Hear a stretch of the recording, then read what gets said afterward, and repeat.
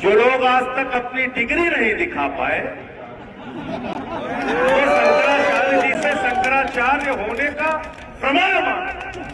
कि शिष्यों को, शंकराचार्य जी के शिष्यों को चोटी पकड़ के घसीट घसीट के मारना, शंकराचार्य जी को स्नान से वंचित करना, मैं समझता हूं ये घोर अपराध और पाप उत्तर प्रदेश की सरकार ने किया है। और उससे भी ज्यादा अपमानजनक बात यह है कि शंकराचार्य जी से शंकराचार्य होने का प्रमाण मांगा जाता है। ये कैसा अधर्म है? शंकराचार्य कौन है, नहीं है, ये कोई प्रधानमंत्री तय नहीं करेगा। शंकराचार्य कौन है, नहीं है, ये कोई मुख्यमंत्री भी तय नहीं करेगा। और शंकराचार्य कौन है या नहीं है, ये कोई पुलिस कमिश्नर या कानून गो नहीं तय करेगा। शंकराचार्य हिंदू धर्म के रीति रिवाजों से तय होते हैं और उस पर किसी को प्रश्न उठाने का कोई अधिकार नहीं है। जगत गुरु स्वामी और मुक्तेश्वरानंद जी के चरणों में मेरा प्रणाम। बहुत ही दुर्भाग्यपूर्ण घटना हुई जिसका उदाहरण कभी न पहले मिला, न मुझे लगता है आगे कभी मिलेगा।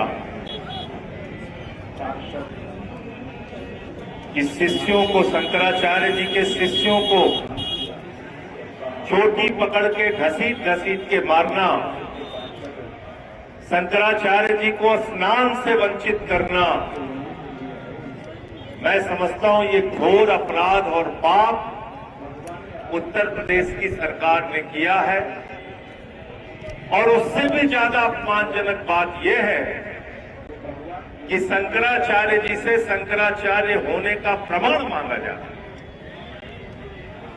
जो लोग आज तक अपनी डिग्री नहीं दिखा पाए, वो शंकराचार्य जी से शंकराचार्य होने का प्रमाण माने। ये कैसा अधर्म है? शंकराचार्य कौन है, नहीं है, ये कोई प्रधानमंत्री तय नहीं करेगा। शंकराचार्य कौन है, नहीं है, ये कोई मुख्यमंत्री भी तय नहीं करेगा। और शंकराचार्य कौन है या नहीं है, ये कोई पुलिस कमिश्नर या कानून गो नहीं तय करेगा। शंकराचार्य हिंदू धर्म के रीति रिवाजों से तय होते हैं और उस पर किसी को प्रश्न उठाने का कोई अधिकार नहीं है। मैं शंकराचार्य जी के साथ उस वक्त भी था जब गंगा के निर्मल और अविरल होने का आंदोलन इन्होंने चलाया था वाराणसी में। उस वक्त मैं आपके आंदोलन में शामिल हुआ। उसके बाद स्वामी जी ने गो हत्या के खिलाफ अभियान चलाया। सरकार की गलत नीतियों का विरोध करते हैं। सरकार में कौन है इसकी परवाह नहीं करते, चाहे वो भाजपा हो, सपा हो, कांग्रेस हो, आम आदमी पार्टी हो, किसी भी पार्टी का अगर धार्मिक रीति रिवाजों के खिलाफ कोई काम हो रहा है उसका विरोध शंकराचार्य जी करते। बड़े अफसोस की बात है कि आज मैं देख रहा हूं कुछ चैनलों पर चर्चा होती है इस दल के समर्थन में, उस दल के समर्थन में नहीं। जो सत्य की बात है, जो सही बात है, उसकी चर्चा, उसकी बात शंकराचार्य जी करते हैं। और मैं प्रयागराज के प्रशासन से पूछना चाहता हूं, आपने शंकराचार्य जी का स्नान महाकुंभ में अन्य दो शंकराचार्यों के साथ कराया। शंकराचार्य के भारत के प्रधानमंत्री जब शंकराचार्य जी का पैर छूते हैं तब आप शंकराचार्य हैं। लेकिन जब सरकार की आपने आलोचना कर दी तो आपसे पूछा जा रहा है आप शंकराचार्य है कि नहीं। इसलिए मन बहुत दुखी है, पीड़ित है। मैं पद यात्रा के दौरान था, शंकराचार्य जी से फोन पे बात हुई।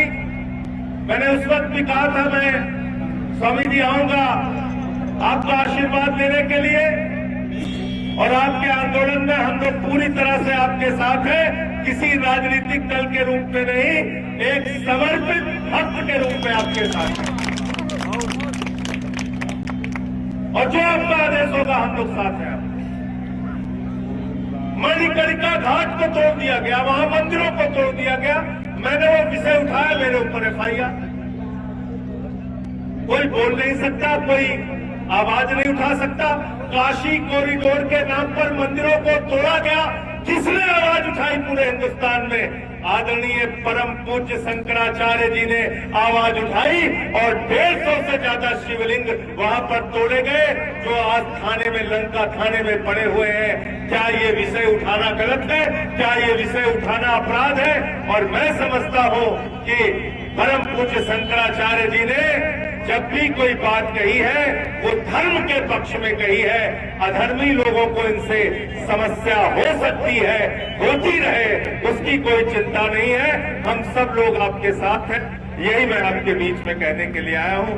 बहुत बहुत आपका आभार और धन्यवाद कि आपने मुझे अपनी बात कहने का अवसर दिया। नेशनल दस्तक की आपसे गुजारिश है कि अगर इसको बचाना चाहते हैं तो नेशनल दस्तक को सब्सक्राइब करने के लिए रेड कलर के सब्सक्राइब बटन को दबाएं, फिर बेल आइकन की घंटी दबाएं।